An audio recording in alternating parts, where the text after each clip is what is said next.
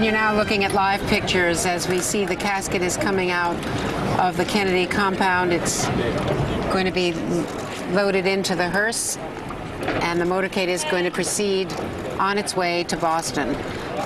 It's already leaving the compound there as we see the military escort, flag-draped casket of Senator Edward M. Kennedy.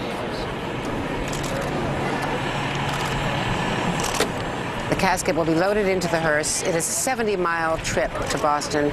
This is after a private funeral mass was held with the family inside the house.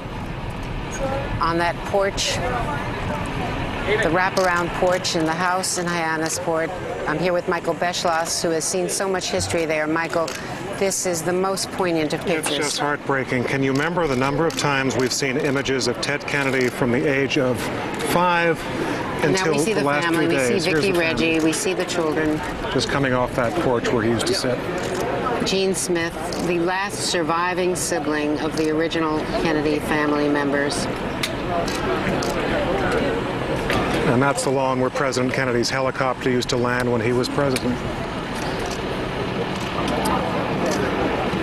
Vicki Reggie Kennedy, who has 2 children who Senator Kennedy has raised as his own, along with his 3 children. Cara, who suffered from cancer, lung cancer in 2002.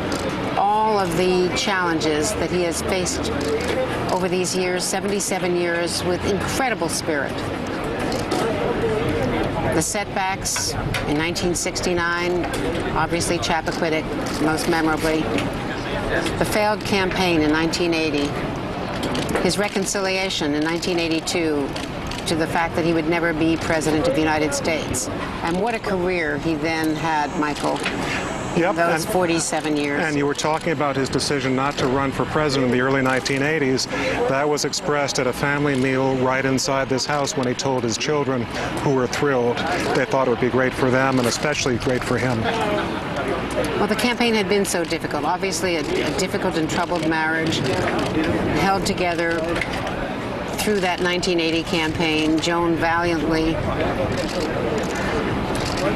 campaigning at his side. And as we watch the casket being carried by the pallbearers, the military honor guard there, let me bring in Jane Oates. Jane, this is a difficult time to come to you, and my condolences. I know how close you are and were to the senator. You worked at his side. You helped him floor manage so many pieces of legislation in the Senate. You're now the Assistant Secretary of Labor in the Obama administration. But if you could reminisce and share with us what it was like to work on legislation with Ted Kennedy. Andrea, thank you. It's almost impossible to describe. He was at the same time the toughest boss I ever had and the best boss. He required so much information. He wanted to know every aspect of every part of a bill, and he just made all of his staff stretch to the point where they were the best that they could be.